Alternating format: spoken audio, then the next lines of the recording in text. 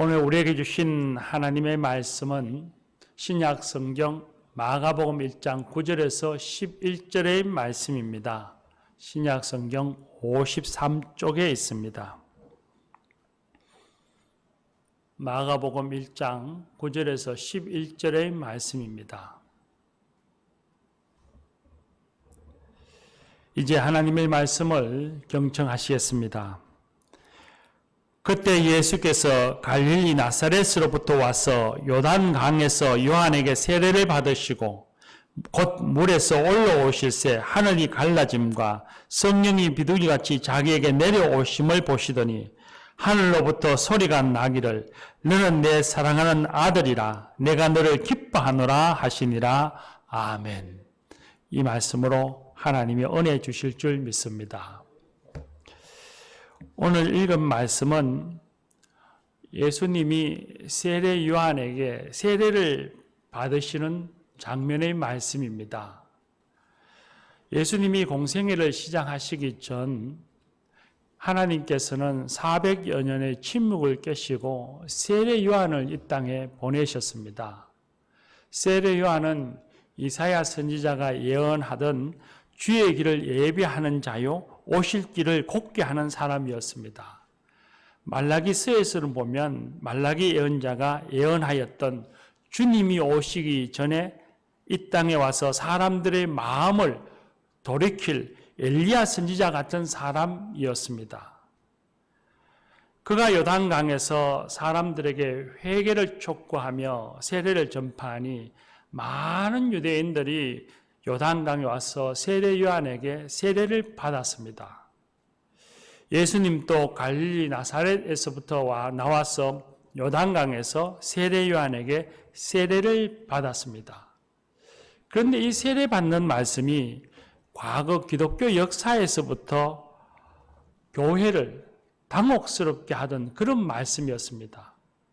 왜냐하면 세례 요한은 죄를 회개하는 세례를 베풀었는데 죄 없으신 예수님이 왜 세례를 받았을까 하는 것입니다. 또 하나는 예수님이 세례 요한보다 더 크신 분인데 이것은 세례 요한이 스스로 그렇게 말했습니다. 예수님을 보고서 자신보다 더 능력이 있으신 분이고 자신은 예수님의 신발끈을 풀기도 감당치 못하는 사람이라 그렇게 말했습니다. 그처럼 예수님은 세례 요한보다도 훨씬 더 크신 분인데 왜 자신보다 못한 사람에게 세례를 받았는가 하는 것입니다. 하나님의 섭리 속에 하나님의 그 구원의 섭리 속에 예수님이 꼭 세례를 받아야 하는 것이라면 예수님이 받으신 세례는 어떤 의미가 있는 것일까? 그리고 그 의미는 오늘 지금 이 순간에 하나님의 말씀을 읽는 우리들에게 들려주시는 말씀의 의미는 과연 무엇일까?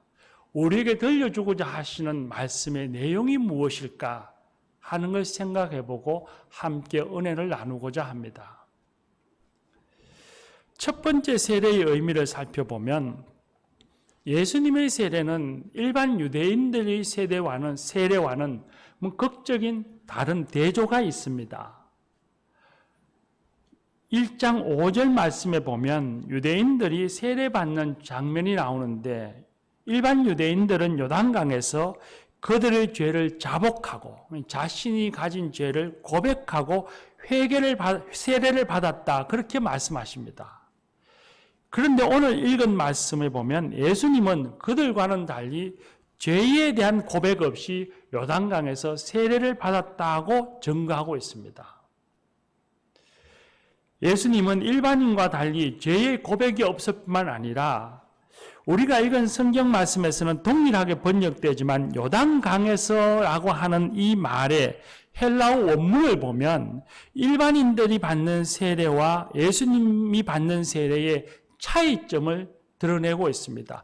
미묘하게 전치사가 다릅니다. 일반인들에게 언급되어지는 단어에서는 요단강에서라고 할 때 헬라어 원문은 엔토 요르다네스입니다.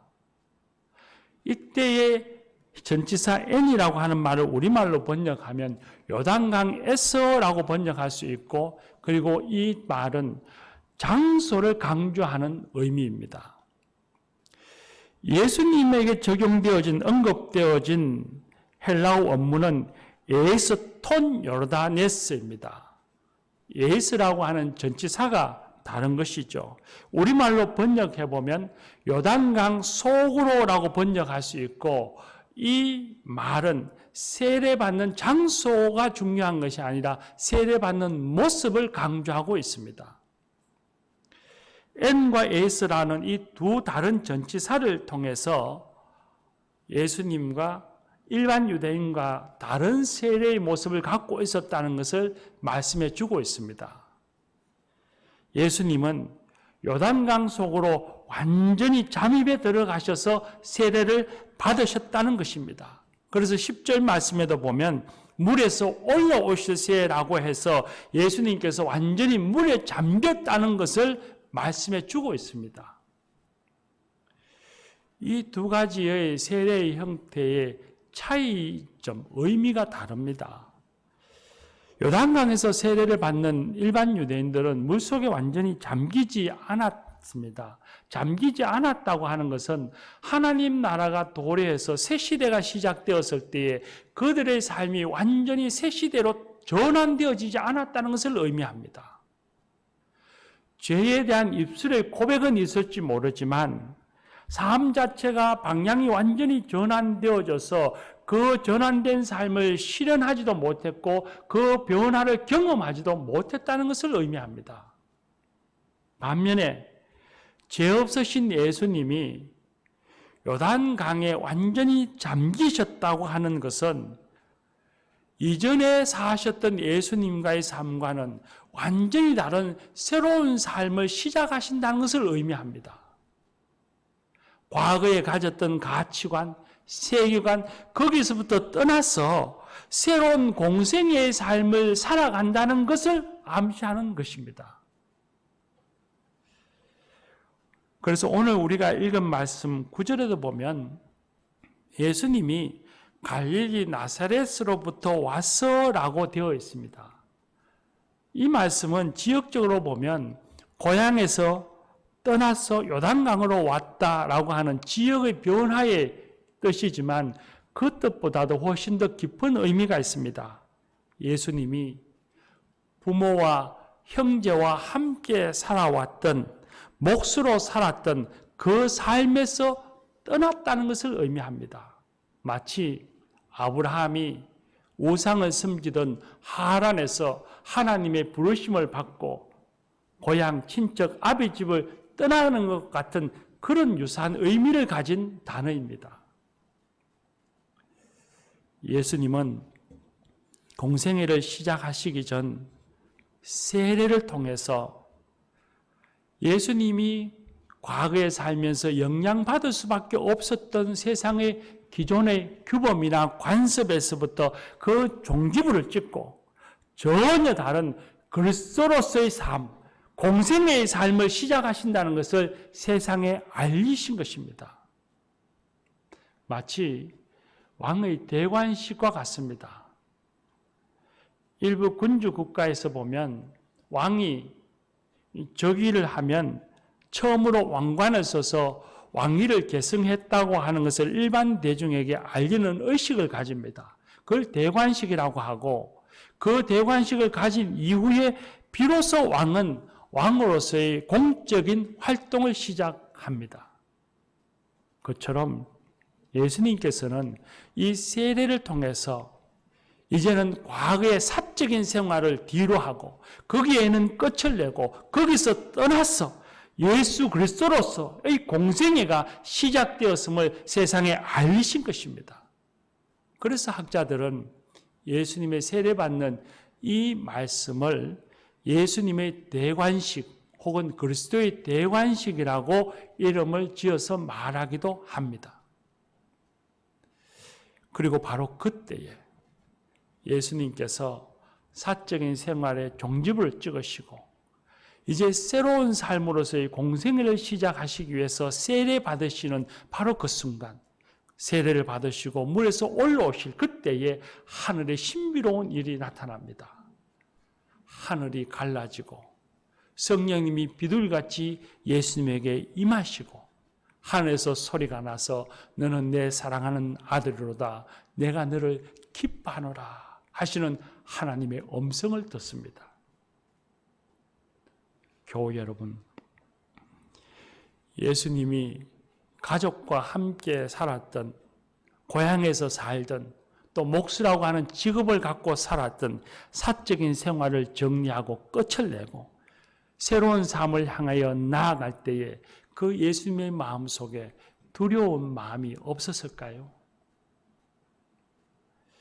예수님 스스로가 메시아라고 하는 자의식을 갖고 있었지만 평생을 살던 고향, 부모를 떠나는 그 모습, 그곳에서 이젠 떠나서 하나님의 아들로서의 공생애를 시작하고자 하실 때에 그 마음 한켠에는 두려움과 긴장이 있었을 것입니다.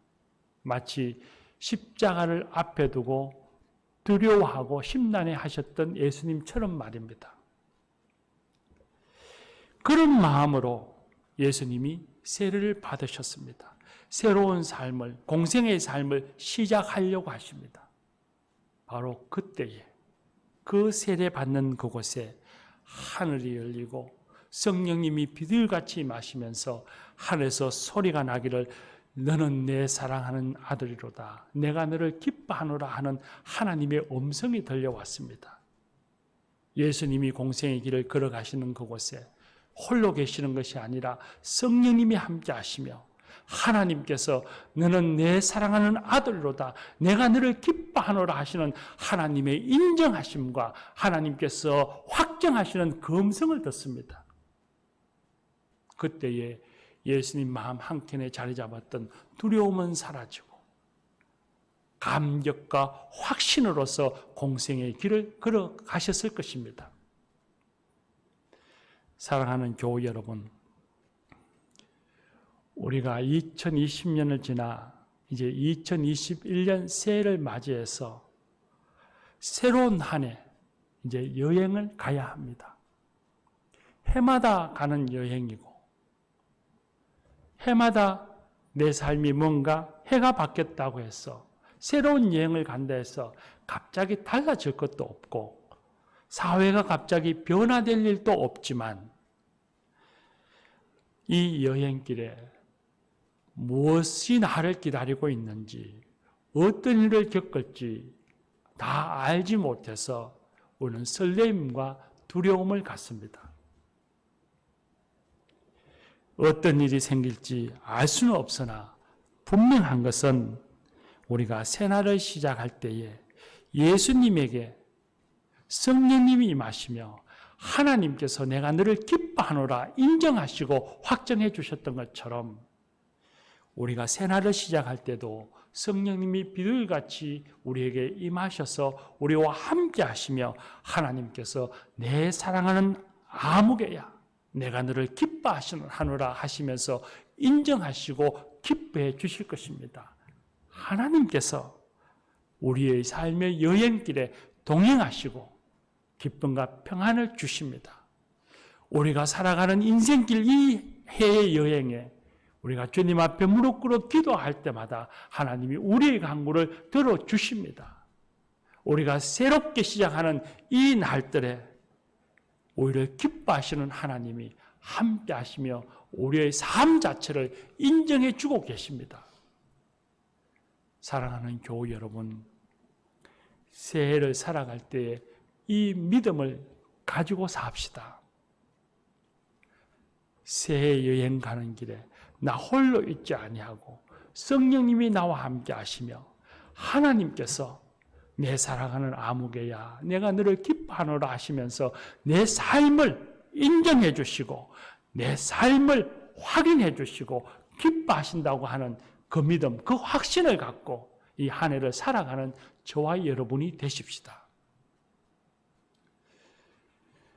두 번째 생각해 볼 것은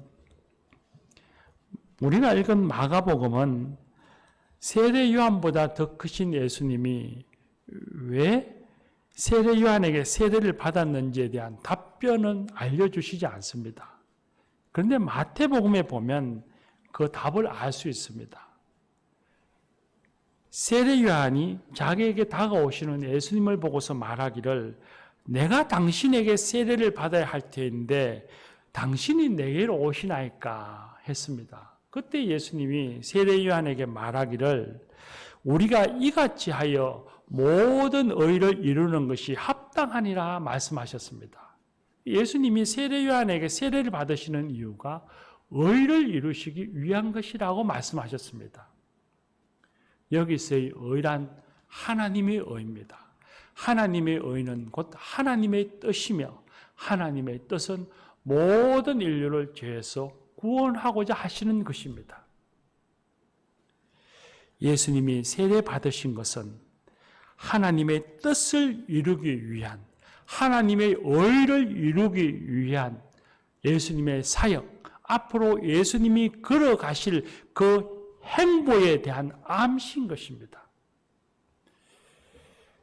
요단강을 한번 생각해 보십시오. 요단강은 세계에서 해발이 가장 낮은 곳입니다. 해발 마이너스 200에서 사해 지역은 마이너스 400까지 이르는 지역이 요단강입니다. 가장 낮은 곳에서 물속에서 잠겼다고 하는 것은 예수님이 자기를 버리고 완전히 종이 되었다는 것을 의미합니다.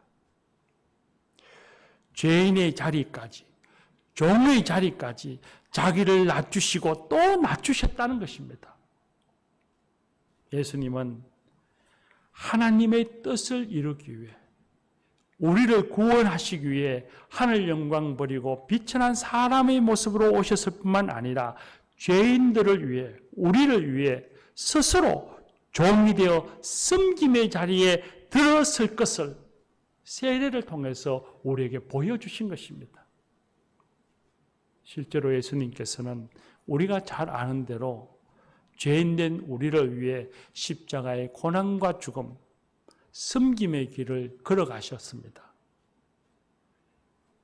예수님은 낮아지셨고 섬김으로써 하나님의 뜻을 이루셨습니다. 그 낮아짐과 섬김은 하나님의 뜻에 순종하는 것이었습니다. 하나님의 의를 이루기 위한 희생이었습니다. 예수님께서는 자기의 생각, 자기의 뜻을 나타내려고 하시지 않았습니다. 순전히 하나님의 뜻을 이루기 위해 순종하셨고 희생하셨습니다. 그것이 바로 세례가 주는 의미인 것입니다.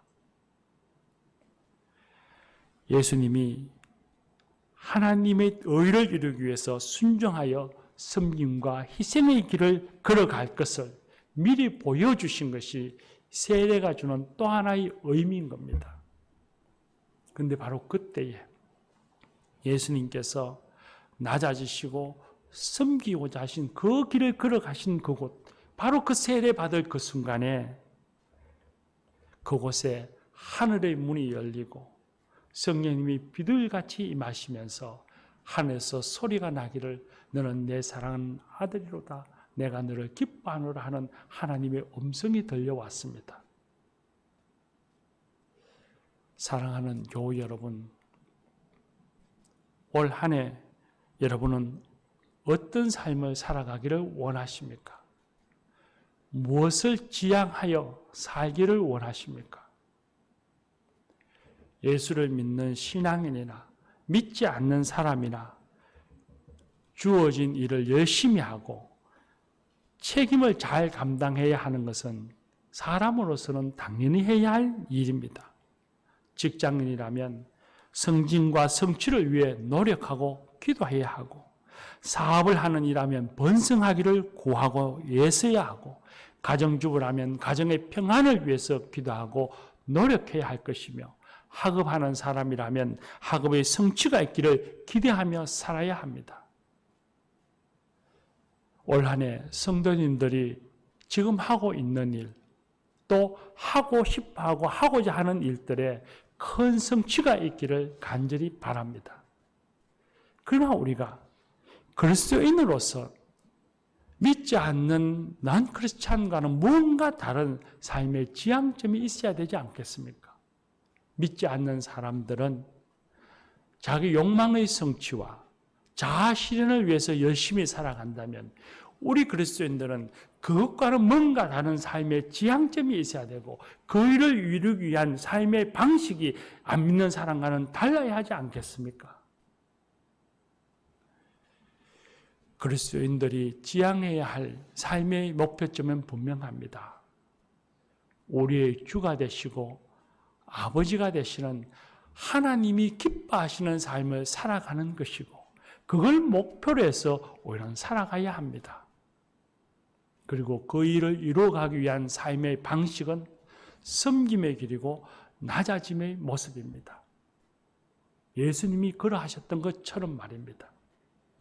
예수님께서 낮아짐과 섬김의 길을 가기 위해 세례받으실 때에 그때에 하나님께서 내가 너를 기뻐하노라 하시며 하나님이 기뻐하셨습니다.